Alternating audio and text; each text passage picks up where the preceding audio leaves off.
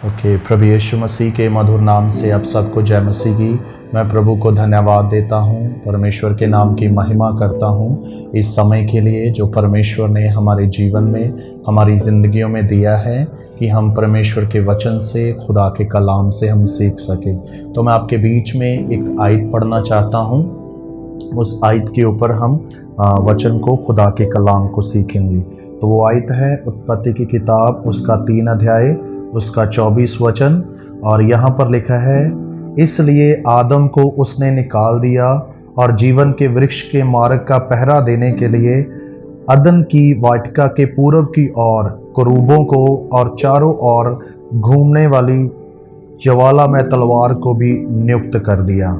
इस वचन पर हम मनन करेंगे। तो जब हम उत्पत्ति की किताब पढ़ते हैं, उसका पहला अध्याय, उसका पहला वचन, सो बाइबल बयान करती है कि परमेश्वर ने आदि में लिखा है आकाश और पृथ्वी को बनाया।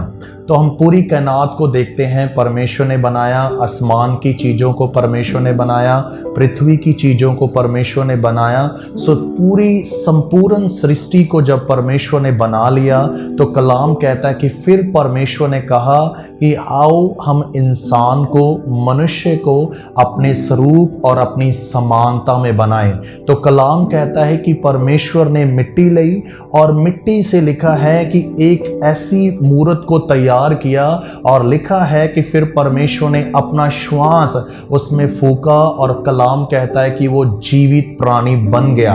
और फिर परमेश्वर ने आदम को लेकर अदन के बाग में रखा और परमेश्वर ने कहा और एक आज्ञा दी कि इस बाग के सभी फलों को तो खा सकता है, पर जो भले और बुरे के ज्ञान का पेड़ या फल है वो नहीं खाना। ये परमेश्वर ने आदम को आज्ञा दी थी। और उसके बाद हम खुदा के कलाम से पढ़ते हैं कि परमेश्वर अदन के बाग में ठंडे समय में आते थे और आदम के साथ संगति करते थे, आदम के साथ समय बिताते थे। और एक दिन परमेश्वर ने देखा कि अच्छा नहीं है जो आदम अकेला रहे। तो कलाम कहता है कि परमेश्वर ने आदम के ऊपर नींद को भेजा और उसकी एक पसली को लिया और उससे एक नारी को तैयार किया गया। और कलाम कहता है कि जब परमेश्वर ने उस नारी को आदम के सामने लेकर आए तो आदम ने कहा ये मेरे हड्डियों में से हड्डी और मेरे मांस में से मांस है, इसलिए ये नारी कहलाएगी। और कलाम कहता है कि परमेश्वर ने उनको पवित्र बंधन में बांध दिया और लिखा है कि फिर वो दोनों परमेश्वर के साथ संगति करते थे और वो दोनों परमेश्वर की संगति में बहुत ही खुश थे और खुदा उनके साथ समय बिताते थे और उनके साथ संगति करते थे। और जैसा कि हम वचन में खुदा के कलाम में पढ़ते हैं कि परमेश्वर ने उनको एक आज्ञा दिया था कि इस बाग के सभी फलों को वो खा सकते हैं, पर जो भले और बुरे के ज्ञान का फल है उसको नहीं खाना। तो कलाम कहता है कि उन्होंने परमेश्वर की आज्ञा को तोड़ दिया। और जब परमेश्वर की आज्ञा को उन्होंने तोड़ दिया तो कलाम कहता है कि जब ठंडे समय में परमेश्वर अदन के बाग में आए और परमेश्वर ने आवाज दिया, हे आदम तू कहाँ है? तो कलाम कहता है आदम ने अपने आप को परमेश्वर से छुपा लिया, अपने आप को परमेश्वर से हाइड किया। और कलाम कहता है कि जब आदम सामने आया तो परमेश्वर ने उससे पूछा है, और हम कहते हैं कि क्या वो फल तूने खाया जो मैंने मना किया था? और बाइबल बताती है कि वो एक दूसरे के ऊपर दोष लगाने लगे। एक दूसरे पर जब दोष लगाने लगे, आदम ने सीधा परमेश्वर के ऊपर दोष लगाया और क्या कहा कि जो स्त्री जो तूने मेरे लिए बनाई थी उसने मुझे खाने के लिए दिया है। तो एक दूसरे के ऊपर दोष लगाने लगे और उसके बाद हम पढ़ते हैं कि परमेश्वर ने उनको अदन के बाग में से निकाल दिया।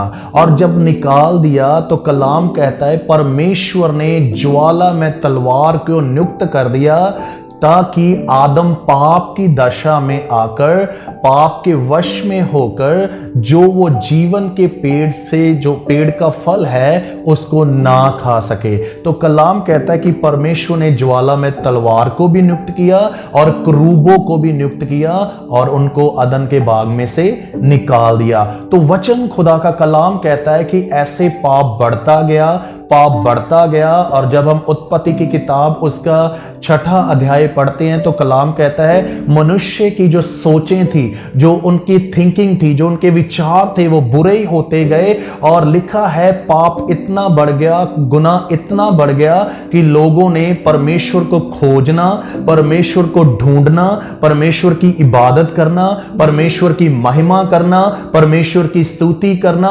परमेश्वर के साथ संगति करना, परमेश्वर के साथ समय बिताना, ये सब कुछ छोड़ दिया। खुदा की इच्छा को ढूंढना छोड़ दिया, परमेश्वर की मर्जी को ढूंढना छोड़ दिया, खुदा की आवाज के ऊपर ध्यान करना छोड़ दिया। और कलाम कहता है कि उनके विचार जो थे वो बुरे होते गए। और फिर परमेश्वर ने फैसला किया, डिसाइड किया कि मैं सबको, मनुष्य जाति को जो पानी के द्वारा मैं नाश कर दूंगा। पर उस समय हम वचन में, खुदा के कलाम में पढ़ते हैं कि नूह जो था वो धर्मी व्यक्ति था और नूह के ऊपर परमेश्वर की कृपा दृष्टि थी या खुदा का अनुग्रह था।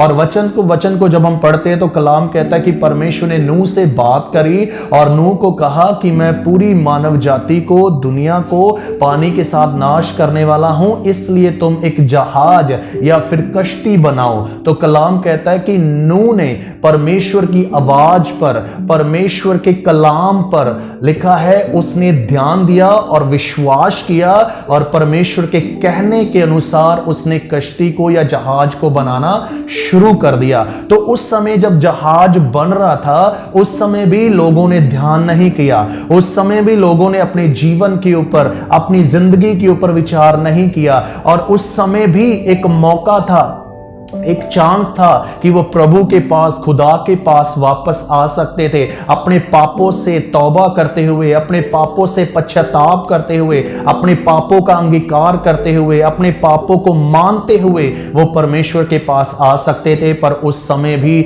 उन्होंने परमेश्वर की आज्ञा से, परमेश्वर के वचन से, परमेश्वर की इच्छा से दूर रहना ही चुना।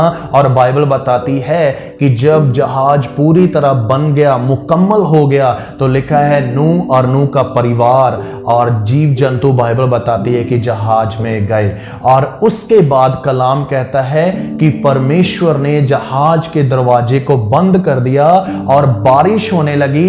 लिखा है आसमान के दरवाजे खुल गए, बारिश होने लगी और पृथ्वी के सोते फूट निकले। और लिखा है जब पानी बढ़ने लगा तो कलाम कहता है इस प्रकार नूह और नूह का परिवार बचाया गया। पर जब वो जहाज से बाहर आए, उस समय भी पाप बंद नहीं हुआ, उस समय भी गुनाह बंद नहीं हुआ। और पाप, गुनाह जो था, अपराध जो था, वो बढ़ता गया और इतना बढ़ गया। और अंत में हम वचन को, खुदा के कलाम को पढ़ते हैं कि परमेश्वर खुद, लिखा है, मनुष्य का रूप लेकर इस संसार में आए। और खुदा का पवित्र वचन, खुदा का पवित्र कलाम कहता है कि वो हमारे पापों के लिए, हमारे गुनाहों के लिए क्रूस पर चढ़ गए। और लिखा है उसके सर पर कांटों का ताज रखा गया और उसके हाथों में कीलें ठोकी गई और उसके पैरों में कीलें ठोकी गई और उसकी दाढ़ी को नोचा गया और उसके मुंह पर थूका गया और उसको ठट्ठों में उड़ाया गया। और बाइबल बताती है फिर भी यीशु मसीह ने प्रार्थना किया, हे पिता इन्हें माफ कर, ये नहीं जानते ये क्या कर रहे हैं। तो जब हम क्रूस की कथा के बारे में पढ़ते हैं, जब हम वचन को पढ़ते हैं, तो बाइबल बताती है जो तलवार नियुक्त की गई थी अदन के बगीचे में, कलाम को जब हम पढ़ते हैं तो वो तलवार यीशु मसीह ने अपने ऊपर, अपनी देह के ऊपर ले ली। और कलाम कहता है कि उसके मरने के द्वारा और मुर्दों में से जी उठने के द्वारा आज आपके पास और मेरे पास ये अधिकार है। और जब हम वचन को, खुदा के कलाम को पढ़ते हैं, जब हम प्रकाशित वाक्य में पढ़ते हैं, लिखा है कि उनके पास अधिकार होगा कि वो जीवन के पेड़ के पास जाकर उस जीवन जीवन के पेड़ के फल को खा सकेंगे। तो यह अधिकार कैसे मिला? यीशु मसीह ने अपने आप को हमारे लिए कुर्बान किया, हमारे लिए बलिदान किया, हमारे लिए दे दिया। और इसीलिए वचन कहता है कि जो उस पर विश्वास करता है और अपना जीवन प्रभु को देता है, कलाम कहता है वो नाश ना होगा बल्कि सदा का जीवन पाएगा। तो यीशु मसीह हमारा मुक्तिदाता है, हमारा प्रभु है और हमारे जीवन का दाता है। सो खुदा आप सबको आशीष दे और खुदा का अनुग्रह बना रहे।